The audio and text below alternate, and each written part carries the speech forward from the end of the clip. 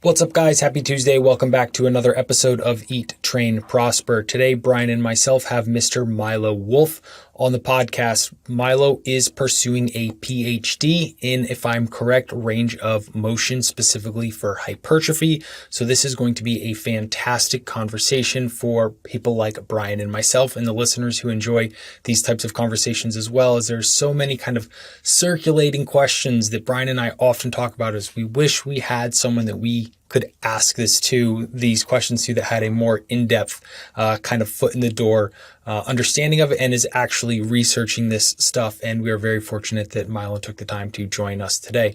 Milo, can you give yourself a brief introduction to the listeners, please? Yeah, so first of all, thank you for the introduction, Aaron. That was very nice. So my name is Milo. I'm doing my PhD in sports science on range of motion and muscle hypertrophy and strength. So looking at whether range of motion plays a role in how much muscle you gain, how much strength you gain, whether a partial range of motion is better, a full range of motion is better, that sort of thing. I'm currently a coach for Strong by Science and also for my own personal company, Wolf Coaching. I've been coaching people for around 4 years. And in addition to that, I've been lifting myself for around 8 years now.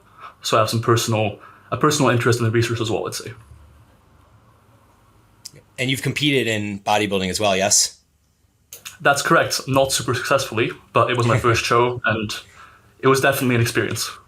Yeah, totally. No, the first one definitely, I'm sure, is a little bit that way.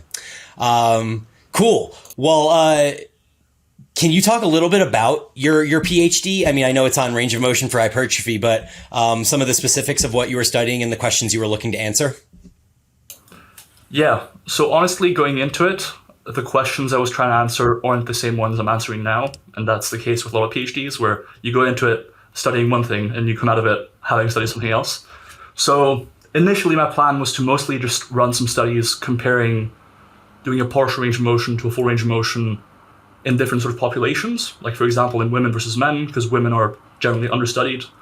In the upper body specifically, because at the time of me starting, there were only 2 studies on range of motion in the upper body, and they were conflicting. So one study was showing that bigger range of motion was better for hypertrophy, and the other one was showing the opposite. So initially that was the plan, but then eventually, as I actually read literature on range of motion, muscle length, even isometrics of different muscle lengths, the plan sort of changed from a more experimental design, so just having studies comparing adaptations following different training protocols, to taking a more mixed methods approach. So now I'm doing a meta-analysis, which is pretty much all written up. Now we're just waiting to publish it. On range of motion, again, comparing partial to full range of motion with a bunch of different sub-analyses. So for example, comparing a partial range of motion at short muscle lengths versus long muscle lengths to full range of motion for hypertrophy.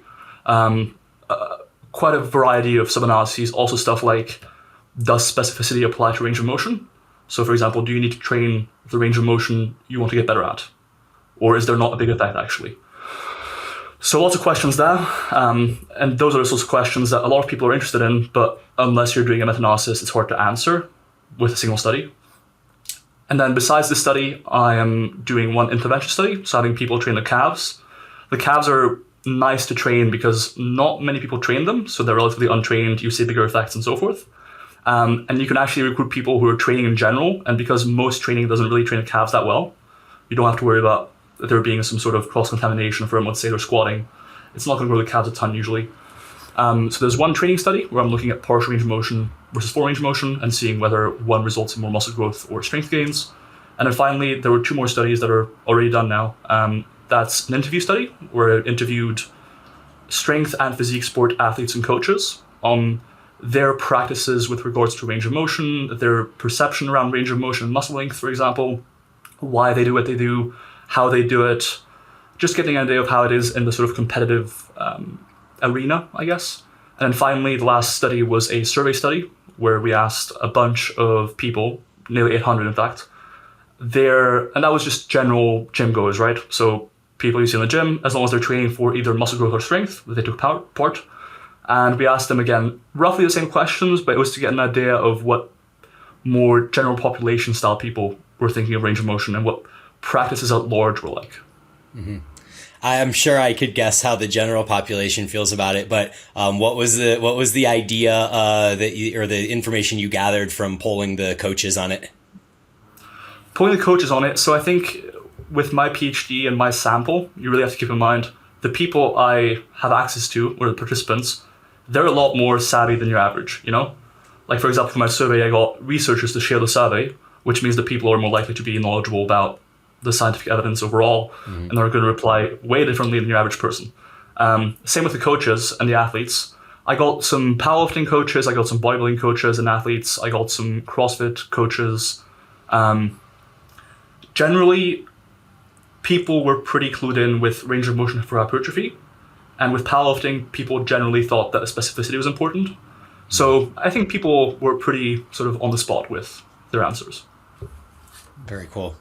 Aaron, any follow-ups on that? I did have a follow-up, and I'm not sure how much you could actually speak to this, because if I heard you correctly, the study is not out yet. But the study on the calf training and some of the information that you shared, that being because the calves are, let's say, relatively untrained, because most people don't train them, you said it was easier to measure the effect size? Was that what you said? So the effects are generally larger, which might make it more easy to detect differences in outcomes between two protocols that do roughly the same thing, but the differences between protocols are larger because the absolute effects are larger. Very, very interesting. I will be very interested to see the outcomes of that, because I know there's conversations that we've had in circles with people who are basically saying that, like, training your calves is a moot point. They're not going to respond at all. And I feel like that is kind of commonly shared information, whether it's, accurate or not. So I'm interested in seeing the results of that for sure. Yep. Milo, I have a buddy, you may have heard of him, Dave McConey. He has a podcast as well. But he has, for at least 2 years, maybe even longer, has only been training one of his calves and not the other one. And this is after, 16 years of training experience where he was training both calves equally. But in the last 2 years or so of him doing this, he has noticed absolutely no difference, no loss of muscle, no gain of muscle, whether training a calf or not training a calf. So that's his N of 1. That's pretty shocking. First of all, I'm surprised someone would even go that far to prove the concept, let's say. Like, I wouldn't do that. But yeah, that's pretty surprising too. I'd expect him to lose some muscle in that non-trained limb. Yeah. Well, anyway, real quick. So before we jump into a bunch more about range of motion, I'm intrigued about your time under Dr. Steele, because from what I understand, he is one of the primary researchers looking at failure training and specifically the benefits of failure training. Would you say that that's accurate? Yeah, roughly speaking. Like, he's definitely done a lot on failure in general. We'll get into it, but Dr. Steele is not like most sports science researchers, in a good way, but also in a way that's a bit hard to understand for people outside the field, where his interpretation is very much based on sort of what's the smallest effect size that you care about, right? Let's assume, for argument's sake, one training protocol had you gain the smallest amount possible, like barely measurable, more muscle. Would that be a big enough difference for you to care about or not, right? And so what he sees, and he's very clued in on research methods, what he sees all the time, I think, is very small differences in outcomes with certain training variables. Like, for example, you see training to failure versus not training to failure, not really a big difference. And so for certain variables, I think it can be of the mind that because the difference is so small, or even uncertain, because right, in sports science, we don't have a ton of studies, we don't have a ton of data. And so even if there is some data, we can't be certain at all there's a difference. And even if there's a difference, oftentimes it's very small, because compared to bigger picture variables like training consistency over months and years, certain stuff just doesn't matter a whole lot, Like, for example, I'm sure in this podcast we'll talk about range of motion. Range of motion is a consequential variable for sure. It has an impact, but I wouldn't say it has like a huge impact that's going to revolutionize your training, So I think he can be a bit skeptical of differences in training effects from one protocol versus the other. And so he can be seen as like a very sort of bare bones guy as far as the training approach goes, like mostly just, single sets, relatively low frequencies, simple approach, Yeah, because there just might not be that much of a difference between doing more at 2 RIR than 1 or 2 sets all out type thing. Correct. And so Has this had an influence on the way that you train, or what in general is kind of your training philosophy around failure? Yeah, so to be clear, studying under him has definitely changed a lot of things about how I view sports science studies, everything basically. With my own training for a long time, for the past 5 years maybe, for the most part, it's been about optimizing outcomes and about sort of if there is any gain to be had, even if it's a small gain, I'd rather be on that side. So it's sort of putting my chips where I stand to gain something. So if, for example, I don't know, doing 3 sets might be better than doing 2 sets, I'm going to do 3 sets, just in the off chance that it might be better. Whereas with Dr. Steele, for example, he might view it more so as, especially when speaking publicly, as minimizing the chance that you're doing something that isn't doing anything. So like he wants the stuff he does to be really evidence-based and actually pretty certain to do something, you know? Whereas with me, I was okay with taking the chance of, this might not do much, but on the off chance that it does, I may as well do it. Basically looking for small effects where possible. So with me, it hasn't really changed a whole lot, and that's just because for him, for example, nowadays, he's extremely busy. Like he's an associate professor now. He's got, you know, a family life and so forth, and he's got a million different projects he's working on because he's, again, as I said earlier, very good at research methods. So everyone wants him to do stats, to do this, to do that. And so we have different priorities and everything, and it just means for me, you know, I'm competing in bodybuilding. I'm fairly serious about training, whereas he's training a few times a week, and you know, that's fine, different strokes, different people. Mm-hmm. Do you tend to work across a mesocycle from like minimum effective volume to maximum recover volume, or do you kind of find that maximum adaptive volume and hang out there as long as you can? Sure. So I don't follow quite as drastic an approach as like from MEV, say 5 sets a week, to say MRV around 20 sets a week. But I will typically after a deload do a bit reduced volume, like slightly reduced, simply because during a deload, you become slightly more sensitive to volume again. And if you were to throw yourself back into regular volumes, you might get quite sore, and that might overall not be an ideal thing.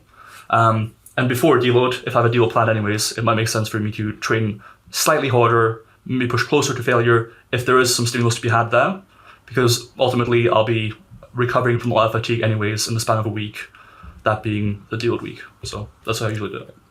Yep, I almost do it the exact same way as well. And I'm sure, Aaron, you know, you also use intro weeks and you would push a little harder before a deload as well, yeah? Yep, and I mean, that's something that we've talked about. My life will generally deload for me because of the variables, but yeah, I will take advantage of that knowing that I have something like next week where there's not going to be a gym round or something. Cool. Any other questions on his PhD or training to failure or anything like that? I did, and it was related to the Dr. Steele comments. Would you say, Milo, that with a lot of the information coming out, right, and a lot of the things people are speaking about, that it's really very helpful and important to take the individual into consideration as someone who, like, you know, the three of us who already have achieved, you know, a greater than average physique, we are trying to squeeze every last ounce out of anything out there. Like, I will gladly and happily spend the extra time on that extra set for the off chance that it is going to, you know, give me that extra 1%, because I've already soaked up a large majority of any type of a gain I will ever make. So understanding like what the population or who the specific person is, because if it's your, you know, general, let's call it gym population person who's just trying to make gains and they still have margins are very large for that. Would you say that a lot of the information is definitely more tailored towards that, you know, more common individual in mind? Yeah, absolutely. I think very few people looking at it on a population level even lift weights. So if you're looking to optimize things and really just sort of boil it down to what you're pretty certain works, you leave out a lot of stuff that we might do, looking to optimize things, but that really isn't necessary to provide a decent stimulus to a beginner, an intermediate lifter, or someone training, say, twice a week, 3 times a week, and even that inconsistently. You often do away with a lot of the more optimal, quote unquote, training approaches. And that's fine. And I think that's a good approach to take with the average Joe trying to make some gains in his first year of lifting, for example. Great. Thank you. Yeah. And then I'll just add one quick little kind of side question on top of that. You have been training 8 years. I've been training 25 years. Aaron's around 20 or slightly under right now, I believe. How do you see volume from the point where you are now up to 10 or 15 years from where you are now? Do you see that volume increasing over time, decreasing over time, or, what are your thoughts on that? Absolutely. So I think that's much more so than any physiological differences from me now to in 10, 15 years. It's going to be much more lifestyle based. So if, for example, like Dr. Steele, I have a busier schedule, it might just be that my volume overall needs to come down. And that might in turn be that I need to maximize my time efficiency. So start doing stuff like sets to failure, maybe some antagonist paired supersets, anything to really maximize my time efficiency at that point. But physiologically, I think past a certain point in training age, unless you're getting to an extreme, like for example, let's say your training age is 70 years and you're now 90 years old, at some point your training volume is going to have to change. But outside of those extremes, I think past a few years of lifting experience, your volume requirements or optimal volume amount probably won't change a ton unless your life circumstances change a ton, whether that's like a medical condition or like really high life stress or really bad sleep, what have you. I think generally they're pretty stable after a few years. Interesting. Yeah, I've actually found mine going down, and I think that a lot of that has to do with just being able to be better at targeting the area that I want to target more effectively, getting more out of each rep, each set, and each movement overall. So I was just curious where you stand on that. It's something that I honestly probably didn't even realize until I was at 19 years of training, that I was able to actually lower my volume and get more out of it. So I was more along the lines of kind of your way of thinking until I reached a point where that happened. And then I surprised myself, and now I do a lot less than I did, 6 years ago. That makes sense. I mean, as a lifter matures, I think you learn stuff, So at this point in your career, it might be that you can get away with doing 2 or 3 sets instead of 4 or 5 and get a similar stimulus out of it because you might be applying better technique, more effort, and so forth, and just make it a more productive set overall. Yep, cool. Aaron, anything else? No, the only thing I always see. You always do that. One caveat that I think does apply to that is the rise of technology and how easy it is to film your sets and stuff, because we've talked about this before. There's a stark contrast to how a set feels, from a perception standpoint. And then you watch the video and you're like, those reps didn't slow down, but it felt like heavy as hell. And I definitely had, more reps left in the tank. Like I might have said to myself, that's an RIR2 racket. I watched the video and I'm like, that's probably a 4, in all reality. So that could play it. And it's an often unthought of, or not as frequently thought of aspect of it. Yep. Cool. Yeah, I agree 100%.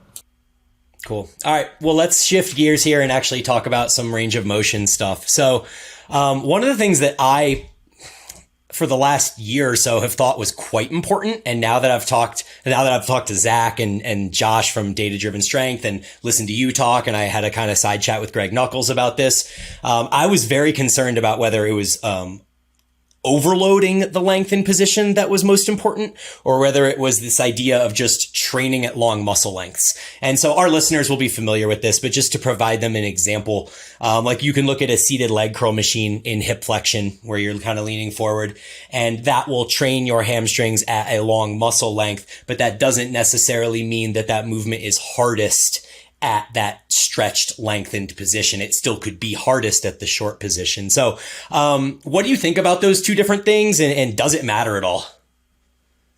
Yeah, so I think that distinction is good to draw for a few reasons. If you were to assume that, right, so there's this whole argument, it's kind of a tangent, but it does relate to range of motion, I promise. So think about the strength curve and resistance curve argument, where people want to match them generally. That, for example, when it's been tested directly in the evidence, there's been 2 studies now, it generally doesn't seem to confer any greater hypertrophy. So it doesn't seem as though at one extreme, you need to be close to failure at a muscle length to get a benefit out of it, right? Because otherwise, if you were matching your strength curve and resistance curve perfectly, you would get a much greater stimulus than you would if you didn't, right? But that doesn't seem to play out. So we can discount right away the fact that it needs to be like a very clear, at this point, we need to fail. So you don't need to have an exercise where you necessarily fail at the lengthened position. That's definitely not necessary, and probably not super beneficial either. It might be slightly beneficial, but it's not a requirement by any means. And I wouldn't go way out of my way to find an exercise that does that. Now, I think the reason that's the case, and I could be very wrong here, this is me trying to find a mechanism for something we see happening in the research, but it might be a different mechanism entirely. So in the research, you see that including long muscle lengths is beneficial for hypertrophy, as you've discussed in the podcast before. And I think the reason for that, and also the reason why it not being a lengthened overload movement isn't that big of a deal, is because as muscle length increases, typically passive tension also increases. And because tension is a huge deal for stimulating hypertrophy on the molecular level, that might be enough by itself to provide that benefit. And so I think, provided you're getting pretty long muscle lengths, you're fine, and provided the failure point isn't at super shortened positions. And I think given the evidence now on the sort of more global level, so by global I mean the evidence looking at doing a partial range of motion at long muscle lengths or short muscle lengths, not like there's more theoretical or mechanistic arguments like, oh, you want to have a full range of motion so you can target every area of that muscle and so forth. But from a more global or more sort of zoomed out approach, where you look at the studies themselves, just looking at the actual outcomes, like hypertrophy, I would say biasing most of your training, I'm not saying like 95%, but I'm saying like 60, 70% or something, towards being A, including long muscle lengths, and B, providing a good deal of tension there. Not necessarily failing at like the most lengthened position, but ideally failing somewhere close to that, like maybe, I don't know, a squat, for example. A squat, typically you fail right out of the hole, which is pretty lengthened still. And so that's, in my view, a pretty good exercise for the quads and the glutes, for example. Yep. Aaron, anything you want to jump in on real quick? No, and I actually mean no this time. Okay, cool. So essentially the idea being that we want some tension at that lengthened position. So it would be pretty bad if we had that seated leg curl set up where it was super short overloaded and you get to the lengthened position at the top and you just kind of feel like nothing's happening. Your legs are just like in a passive stretch with not under load. But alternatively, like, so we'd say we have one of these prime machines or the strive machines where you can change the resistance curve, right? Would your default then be to set it where it's hardest at that lengthened position, or would it be more in the mid range so that we do have that kind of more even tension curve throughout? Yeah, so honestly, based on the evidence, I would put it at the lengthened position. As I said earlier, we have those two studies looking at hypertrophy following sort of matching the strength curve to resistance curve. And generally for a muscle group that you see that its strength curve, it's strongest around like resting length or moderate lengths, right? Yes. So with your argument, right, you would set it up so that it's hardest or heaviest in the mid-range. But that doesn't seem to, matching those curves, that strength curve and that resistance curve, doesn't seem to lead to greater hypertrophy outcomes. Whereas getting plenty of tension in the lengthened position does seem to. And in general, when you're comparing a body of evidence of two studies to a body of evidence of purely hypertrophy, 7, and that's just actually comparing full range of motion to partial range of motion. Then there's 5 more studies comparing partial range of motions at different muscle lengths on hypertrophy. Then there's the isometric training literature, there's 3 studies there. And then there's some mechanistic stuff like some old bird studies on hypertrophy where they're stretching out the wings, for example. And more recently, I want to say like a month ago or 2 months ago now, there was a study where they had people stretch out their calves for an hour a day using an orthotic device. And that was a moderate intensity stretch.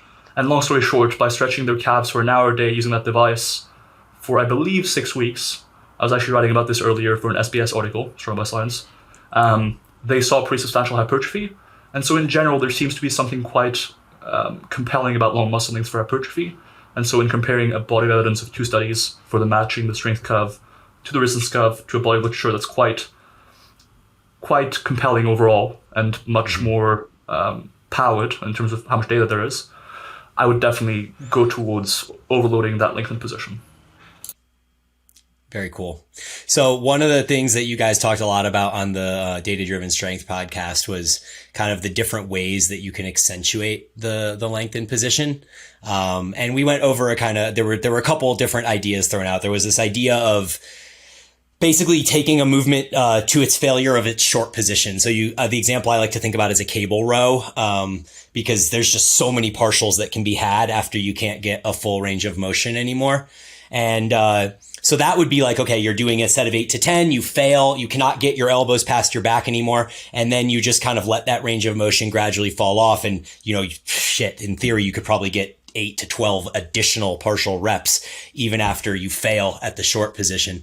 And then alternatively, you have this on the other extreme, you have this idea of, what if I just load up my cable row so heavy that I can't even get a single full rep, or maybe I get one or two or something like that. And then that range of motion gradually drops off.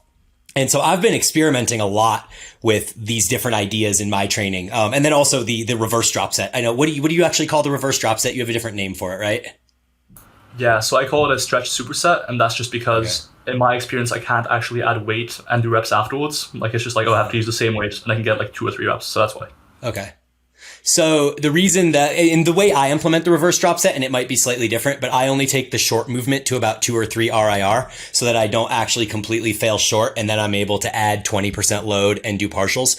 So that would kind of be like a middle ground between failing short and then just letting range of motion fall off, versus just choosing a really heavy ass weight where you can't even get more than a rep or 2 and then letting range of motion fall off.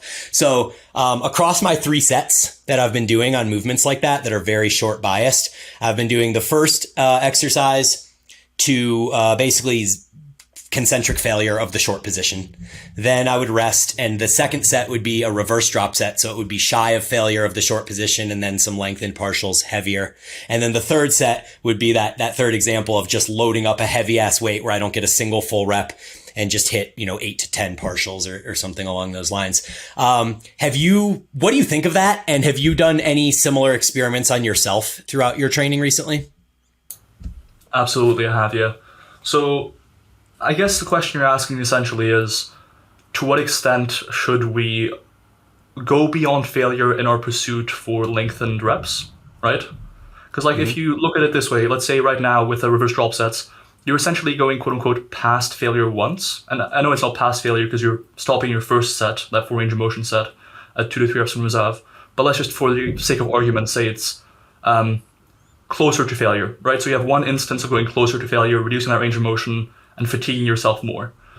On principle, right, going closer and closer to failure and past failure, past a certain point is seen as being counterproductive because it produces a lot of fatigue, and in terms of stimulus, we're not sure it adds a ton more. Now, in this case, it might be different because, as we said, there seems to be something potentially special about long muscle lengths. And so when you're, say, looking at a set past failure in the research, you see it's super fatiguing and not more stimulating. But in this case, it might be more fatiguing, but also more stimulating.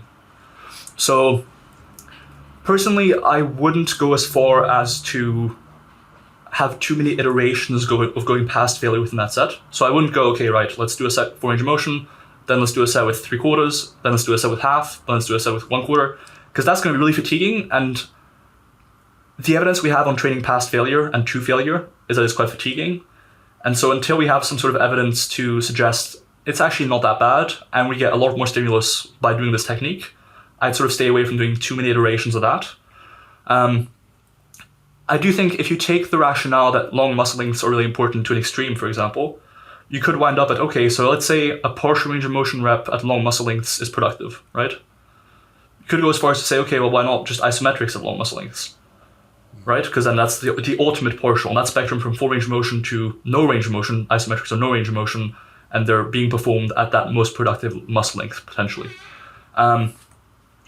I think like the calf study you just referenced, right? Like the 60 minutes of calf stretching, that was an isometric stretch, yeah? Indeed, exactly, yep. Yeah. So I guess what you're asking there would be, are isometric contractions inherently less hypertrophic than dynamic contractions? Because if not, and if long muscle lengths really are important, it might just turn out that isometric contractions, long muscle lengths make sense. If you're willing to take that bet, you can experiment with isometric only exercises, like for example a wall sit, but like at the ass to grass position.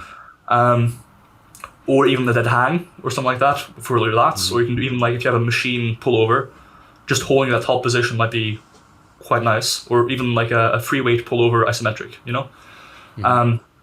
But because we haven't really got a systematic comparison of isometric versus dynamic exercise for hypertrophy, like I looked around and I've actually been commissioned in the past, although I've been lagging on this, skimping on it, by Mike Israetel to write a systematic review on comparing different contraction types, so isometric versus concentric versus eccentric versus concentric, eccentric, and so forth, on strength and hypertrophy, and looking at whether or not there's actually a difference. But I haven't actually gotten around to that at all because I've been quite busy. But there hasn't been any sort of systematic comparison now. So there's a chance that dynamics are straight up better and you shouldn't do isometrics at long muscle lengths. But in the case that isometrics are fine, you might actually experiment with that and see how it goes, you know? So from like a fatigue cost spectrum, because that seems to kind of be where you were focusing on with that, is like, hey, you're failing short and then you're doing this extra stuff that's going to cause more fatigue. Would that third example that I said, where you just load that cable row up really heavy and maybe you only get one full range of motion rep or none, and then let that range of motion fall off? I mean, in a sense, I guess you're failing short and then you're continuing to do these lengthened partials, but it's got to be different mechanistically or rather within the body physiologically than it is to actually take like an 8 to 12 rep set to failure and letting those fall off. Yes. Yeah. So I think it would be different if only by virtue of it being just a single rep. So that's a different energy cost. That's a different amount of metabolite accumulation and so forth. But what you do see is that typically, for example, there was that one study, if you recall, potentially, where Brad Schoenfeld had people do, I think, 8x3, so 8 sets of 3 reps, versus, I want to say, 4x10. And long story short, they both resulted in the same hypertrophy, except the group doing those 8 sets of 3 took a lot more time and had sort of more joint complaints, like connective tissue. So what you're gaining in terms of potentially metabolite accumulation related recovery or fatigue, in terms of energy cost and so forth, you might be losing in terms of connective tissue discomfort. Because generally you see, for example, in powerlifting, injury rates are higher than in bodybuilding. That can be due to a variety of factors, potentially like exercise selection being more narrow, like loading generally being higher, performing lower reps. But I think that performing lower reps, all else being equal, is probably a bit more uncomfortable for most people's joints. And so that would be one downside. But I think it would be a bit better that way than doing, say, a set of 8 to 12, then sort of failing at a shortened bias, repeating that infinitely. I think it would be better to do 1 rep, for example, 4 range of motion, and then failing instantly because it's really heavy. I think that would be better, but I'm still skeptical of that approach because of how many iterations of going past failure that involves. Even though it is doing so to accentuate that lengthened position specifically. So it seems like you're kind of tempering your stance a little bit on confidence with the lengthened movements. One of the most interesting things that you guys talked about on the podcast was the stimulus to fatigue of these different movements, and how you kind of were saying that, like basically, I think Zach actually maybe said this, was that if the stimulus is higher on a lengthened movement, but the fatigue is also higher, and the stimulus is lower on the short movements, and the fatigue is lower and the stimulus is also lower, then why are we training short? Like what are the reasons to train short if we're getting more stimulus and more fatigue, or less stimulus and less fatigue? Kind of what are some of the reasons that you at this point are still including 30 to 40% of your training with short movements? Yeah, absolutely. So just briefly to go back to your cable row example with accentuating that lengthened position, I think accentuating is the right word, but it's the sort of thing where if you really believe that long muscle lengths are important, then why not just skip that first rep altogether and just do the lengthened portion? Because then you'd avoid as in failure, not even go to full range of motion. So you're saying stop the range of motion before I could. Like I could do more, but I don't. Exactly. So you don't even go past failure at all at that point. If your rationale is really, long muscle lengths are productive, then you can abscond that failure point altogether and just do that, I guess. But yeah, so to answer your questions, I think with short muscle length training, I would typically include it for a few different reasons. And broadly speaking, these are also the reasons brought up in the surveys and the interviews that I conducted by people. One is injury management. So generally, for example, you see that two things. One, sometimes going to lengthened muscle lengths can be uncomfortable for people with injuries. In that case, to facilitate recovery and return to normal eventually, eliminating those long muscle lengths and training predominantly at shorter muscle lengths might be productive. Another one would be preference. Some people just like either doing a full range of motion. Like nowadays, let's say long muscle lengths turn out to be really important. Some people might still train a full range of motion and include those short muscle lengths because they enjoy training a full range of motion. And that's fine.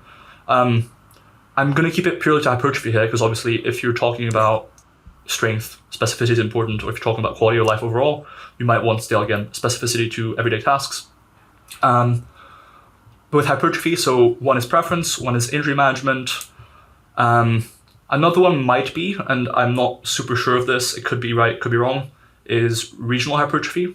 You might see that if you exclusively use long muscle lengths, like only, let's say you only did isometrics at the longest possible muscle length, right, you might see that regional muscle hypertrophy would fall off. Now, I'm skeptical of this somewhat because let's say you're doing long muscle length partials, right? If hypertrophy overall with those is better than full range of motion or short muscle length partials, then unless you're growing a ton in one area, like you'd have to grow so much in one area and not in the other to get more overall hypertrophy. And so that seems reasonably unlikely intuitively to me, that you get so much regional hypertrophy at one site that even though you're only growing in that site, overall you're still growing more than the other groups, like full range of motion group and the short muscle length group. And also from my reading of the literature, what happens typically is that the full range of motion group and the long muscle length partial group grow pretty uniformly across the muscle. Like, distal sites grow fine, proximal sites grow fine. But then with short muscle length conditions, what they typically observe is that they grow pretty well at the proximal sites, so near the origin point. But then at the insertion points, they typically grow less than the full range of motion and long muscle length partial range of motion groups. Right. So I guess potentially regional hypertrophy, potentially injury management, and potentially preference would be the three main ones in my view. Where do you stand on the potential benefit of metabolic stress and if that is enhanced by going short? I'm open to it. So there's only been one study looking at range of motion and metabolic stress, which was the tricep extension study comparing skull crushers partial reps to full reps. And they did see greater blood lactate levels in that study with a partial range of motion group. And from what I can recall, that was performed at a slightly... Actually, no, that was performed at a lengthened portion. Mm-hmm. So I'm open to it, but there hasn't been very much evidence looking at metabolic stress directly when doing it at short muscle lengths, such as like long muscle length and so forth. Also, the role of metabolic stress in hypertrophy seems to be somewhat secondary. And so I'm open to it being a mechanism in favor of short muscle lengths. I think I'd rather, before I look at that sort of data, I'd rather look at the overall aggregate data, because that's actually measuring what we care about. We don't care about if your blood lactate levels go higher. We care about if you got more jacked or not in the end, So it's possible, and I'm open to it, but I would need more evidence to use that as a reason to incorporate short muscle lengths. Yeah, I feel like the skull crusher is a kind of poor example just because it is like inherently lengthened overloaded. So when you get short, it's like you're just kind of resting. It's like the top of a bench press or whatever, So it's kind of be like, yeah, does the bench press help you short? I don't know, not really. Interesting though, very, very cool. Aaron, let you jump in, man. Any thoughts, comments? I do have a comment just to take us back a little bit to when we were talking about the fatigue to stimulus kind of opportunity cost, I should say, for taking like the reverse drop set example. What initially came to my mind was potentially, to present a plausible example here, a muscle that recovers really, really well, where the fatigue is generally very small in general, and like medial delts come to mind, right? So something like that where and almost any movement for the medial delts is going to be largely shortened, and we do probably 90% of the work that those get is in a shortened movement, or with a shortened overload. So potentially something like that where we could do a lot of the like reverse drop sets or intensity modifiers to stay in that lengthened position. That was like the thought that was like, this could be like maybe one of a few number of muscles, it has like a different plausibility because they recover so well because it is a smaller muscle. So obviously, because there's something like that for the quad or the glute because it's so big and centrally fatiguing, but something like that potentially could have a practicality. And because on like a dumbbell lateral raise, there's literally zero tension at the lengthened position. Like your arms are just hanging neutral. So obviously you can use cables and stuff, but that's a great example. So like Milo in that example or other similar movements where there is no tension at all at the lengthened position.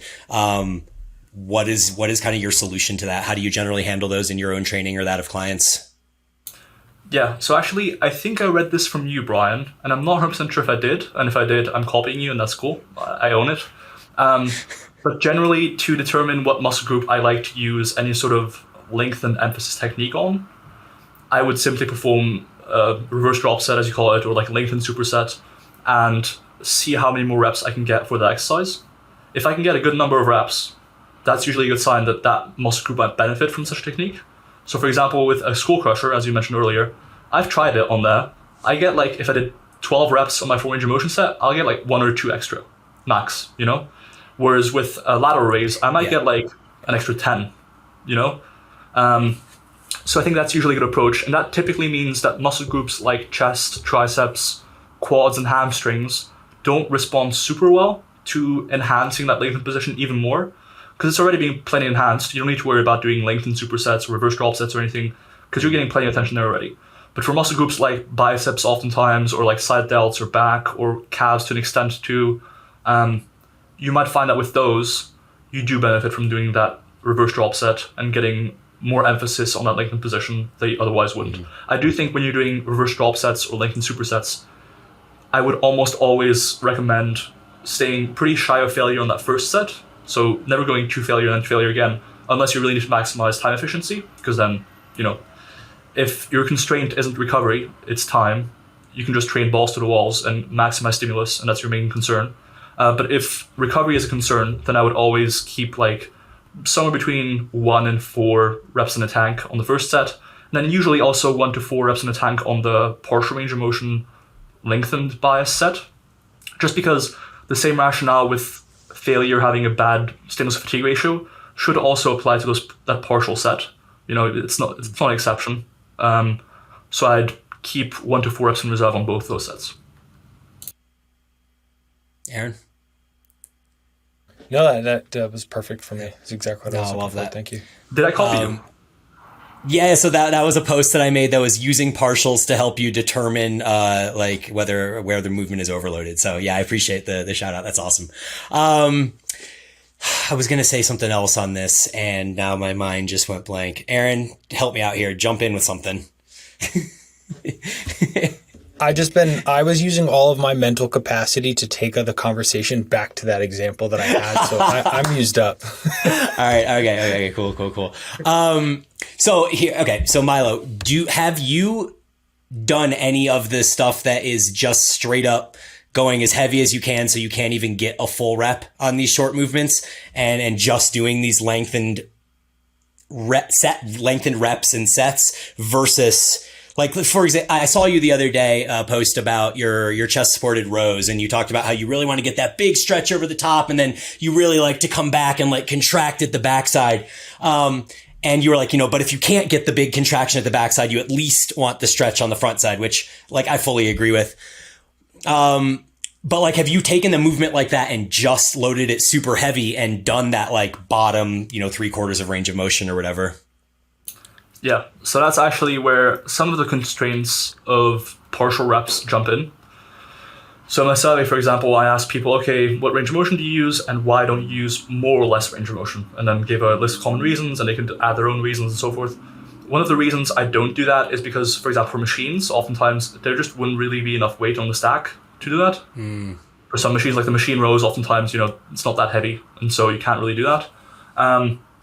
But to be frank, I haven't played around with it just because it's a bit too exotic for me still. Like it's too out there, Like I would need to look at the isometric literature myself, for example, or with partial reps, I would actually be decently open to it. And I guess the reverse drop sets, for example, would be an example of incorporating those heavier partials. And I do that actually, like I do stretch supersets where I do partials in that lengthened position that I couldn't otherwise do. But with the isometric stuff, I haven't quite been tempted enough yet. And I think maybe if I look at the isometric literature myself, I'll be more tempted to do it. But No, I wouldn't. I haven't done the isometric stuff either. I'm kind of more talking about like how, when I'm doing, I keep going back to the cable row, but when I cable row full range of motion reps, I'm like, 175 for 10, and that's failure. Like I can't get my elbows past my midline anymore. But I'll throw that thing on 225, 235, something like that. I have to use my gym pin to get a little extra weight on there. And like I was saying, I might get 1 or 2 full reps. Maybe to your point, I would do that set in the future and not get any full reps, even if I could. So like I would stop that range of motion just shy and just kind of maybe hang out in that middle zone a little bit more. But not speaking about isometrics at all, but you just haven't done the even more of that, just like kind of dynamic movement in the lengthened position. I haven't, but it's actually something I want to try. Like I've been dipping my toes into it by doing those reverse drop sets, lengthened supersets, whatever you want to call them. Yeah. But that's sort of been dipping my toes into it. Then I might do experiment with some partials, as you mentioned. And then in a few weeks from now, I'll be doing some isometrics only, no more dynamic training. Yeah, totally. We're just going to go to like the bottom of a faceway cable curl and just like hold that for like a minute.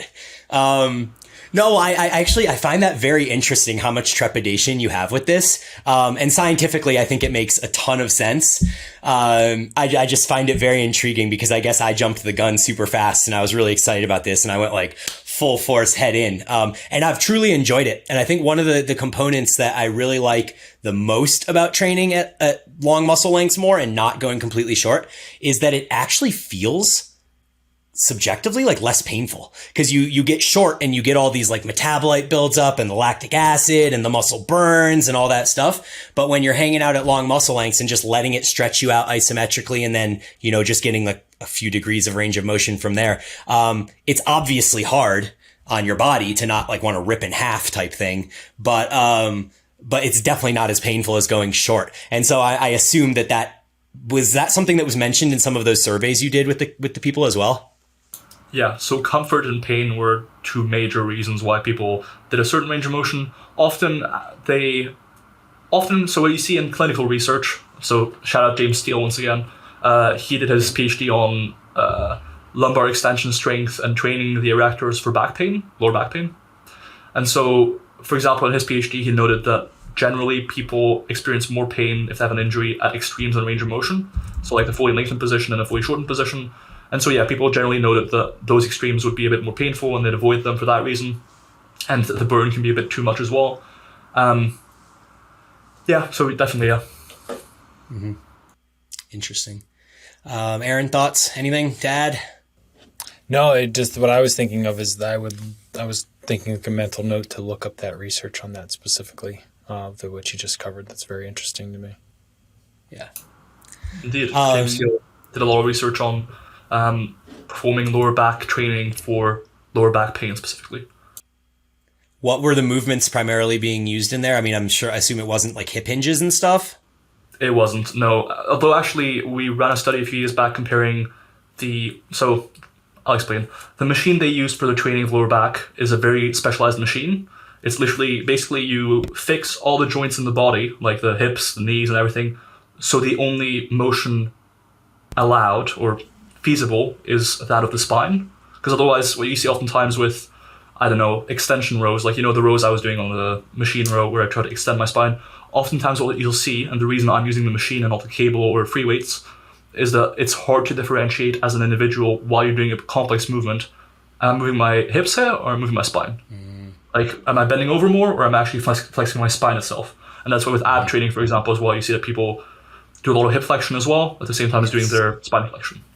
Anyways, so they used that machine, and they also ran a study later on where they compared the strength on that machine between people who were competitive powerlifters, so you actually train the deadlifts and squat, etc., and just regular gym goers to see, okay, do the low bar squat and the heavy sort of squat and deadlift movements actually make your back that much stronger, or is it actually just comparable in the end to regular gym goers who don't do that heavy or focus on those movements that supposedly strengthen your core and strengthen your lower back so much, Mm-hmm.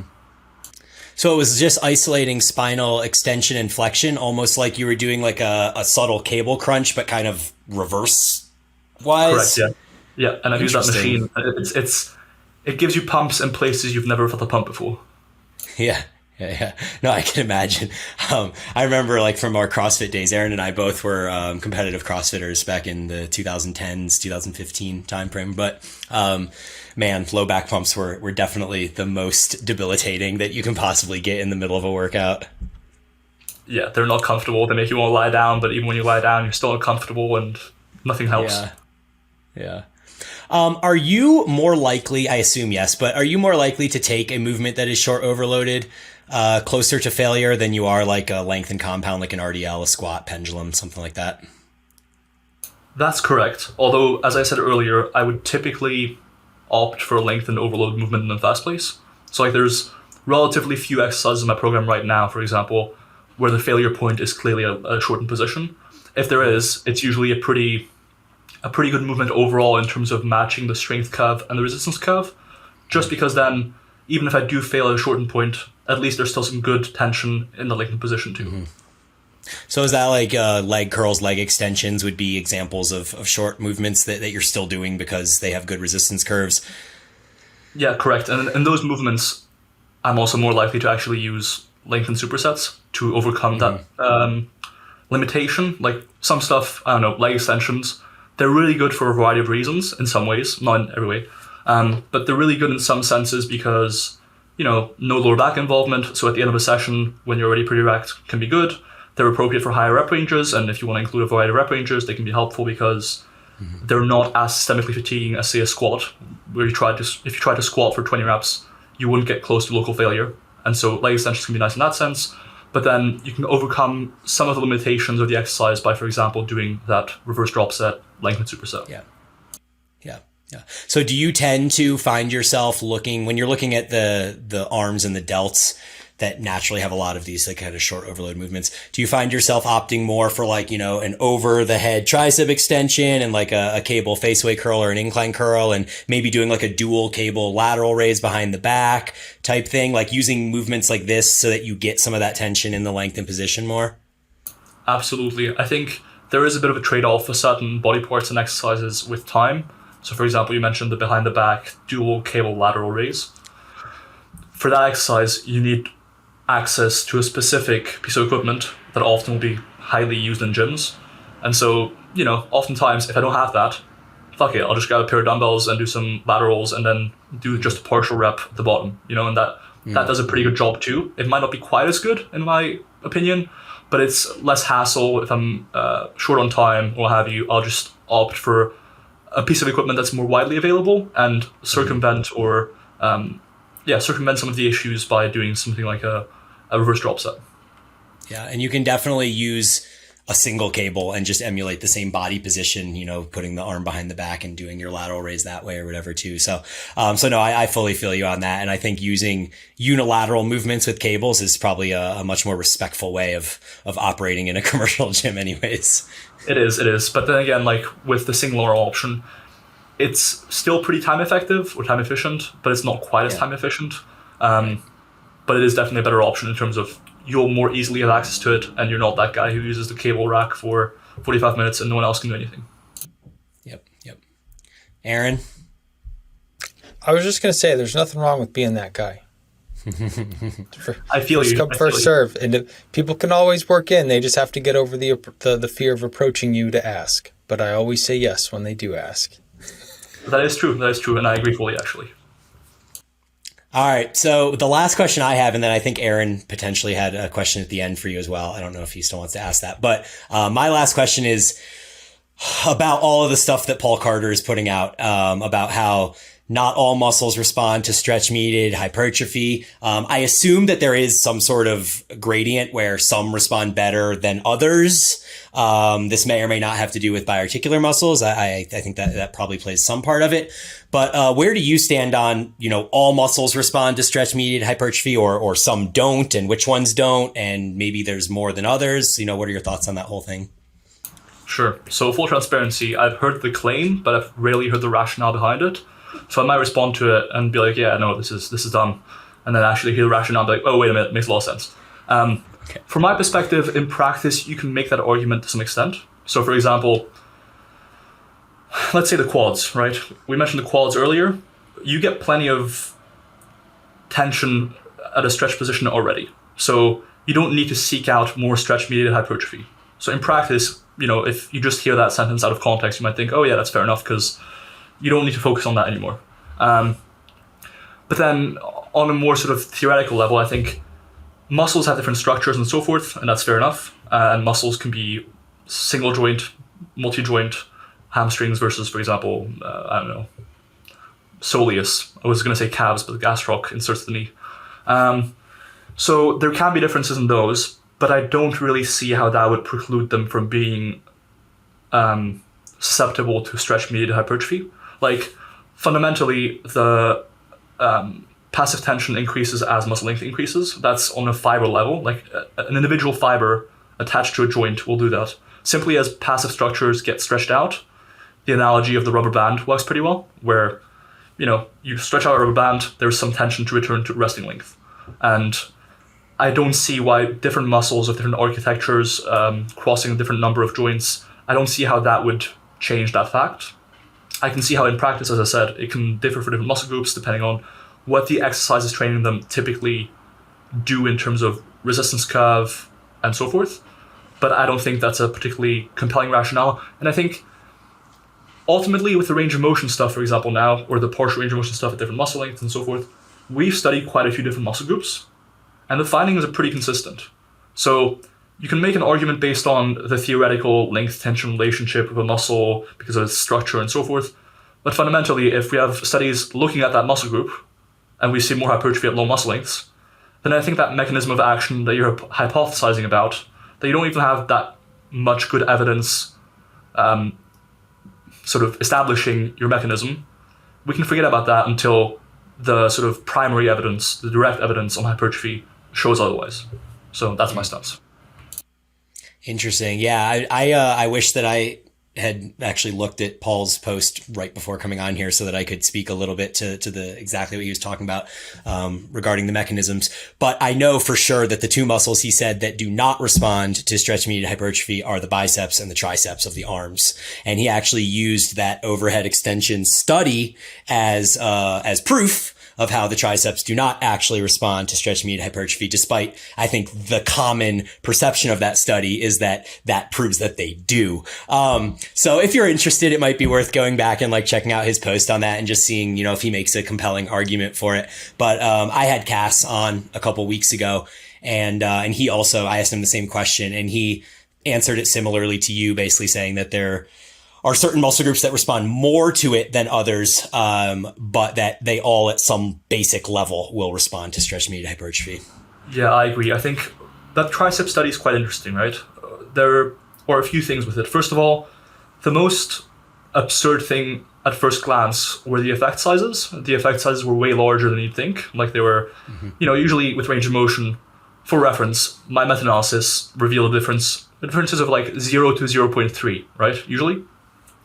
In that study, the effect size stated in the abstract was 1.4, which is huge, right? But then actually, my Dr. Steele, shout out once again, looked at the stats, and basically they used a different type of statistic but didn't clarify it very well. So the effect sizes were fine.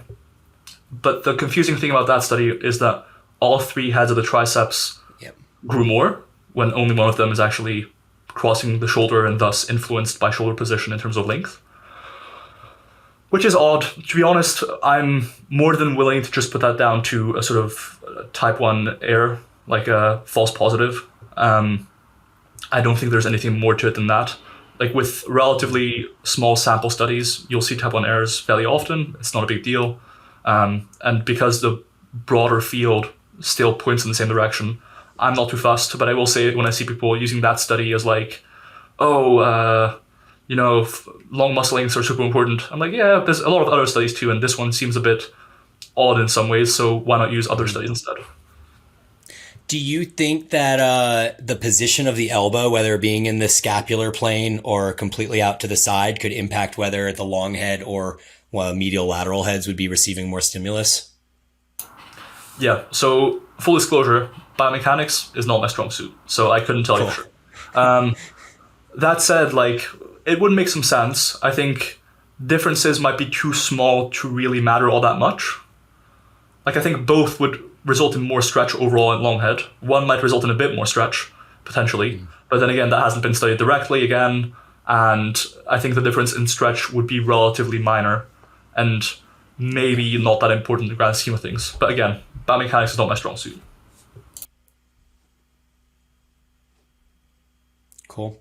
Well, that's really all I had. Aaron, do you have anything else to add there? Yeah, I will add just real quick because I want to be respectful of your time. So when I was listening to the conversation on the DDS podcast with you, I couldn't help but think around the debate that's been this long, ongoing debate about whether the deadlift is actually a lat exercise or not, because of the part of the conversation around the, lengthened isometrics. And in, a deadlift, the lat will be at a probably not like a fully lengthened, but, maybe a mid-range under high, degrees of tension isometrically. So I thought it would be a great part to ask what you think around that with some of the new information. Right. So I think I'm not sure how much tension there actually is on the lats in that exercise. Like, I'm not sure how much force would actually be required to keep the bar in that position, right? Like, it's not inherently, the bar isn't going to swing forward, I think, if you didn't have any lat strength. Like, I've rarely seen, for example, this is anecdotal. Actually, everything is anecdotal here, from sort of assuming that there isn't much asymmetric force going on, or there is, and also this, what I'm about to say now. I haven't really ever seen someone have a deadlift plateau, train no lats, and all of a sudden it improves, Like, it's fairly rare. I think almost always, it's very rare that the deadlift is going to take your lats anywhere close to failure, or for your lats to be the limiting factor. And so I'm skeptical that it would be good enough to cause any beyond very, very untrained stages. Same with the sort of calves in the deadlift or in the squat sort of thing. Beyond the very untrained early stages, I think I wouldn't count on deadlifts to grow your upper back, save maybe your traps a little bit, because again, long muscle length, fairly heavy, isometric. But for your lats and like lower traps, mid traps, and so forth, I wouldn't count on deadlifts to grow your stuff up there. Fantastic. I think you summarized that really well. That's it for me, Brian. From you, anything else? No, that's it, man. I really appreciate your time, and I guess let the listeners know where they can find you and all that good stuff. Yeah, plug all the stuff, please, Milo. This is my favorite part of every podcast. I just come on to plug my stuff, I'm just kidding. So you can find me on Instagram at wolfcoach. That's my last name, Wolf and Coach. I'm not called Wolf Coach because I love wolves, unfortunately, although people often ask me why I'm called Wolf Coach. And I think people often think less of me because I'm called Wolf Coach because they think I'm some sort of widow. But hey, Wolf Coach. So Instagram, on YouTube, Milo Wolf, that's my full name. On ResearchGate, if you want to find my studies, Milo Wolf. And otherwise, I have a website, wolfcoaching.net, where you can get coaching from me. Or if you want to find me on SBS, Strong by Science, I'm a coach for Strong by Science as well. So yeah, by and large, those are your options. And Aaron's favorite animal is a wolf, so I'm sure he's like super jealous of your last name right now. Yeah, when I came across like Wolf Coach, I was like, motherfucker, why didn't I think of that? I got you, man. I got you. I'll start calling my coaching team the Wolf Pack now. Makes perfect sense. I thought about that, but I was like, am I really that guy? You need a sweet logo too, like a wolf-based logo, I do. I'll get on it. All right. Well, thanks for coming on, man. We really appreciate your time. Yes, thank you, Milo.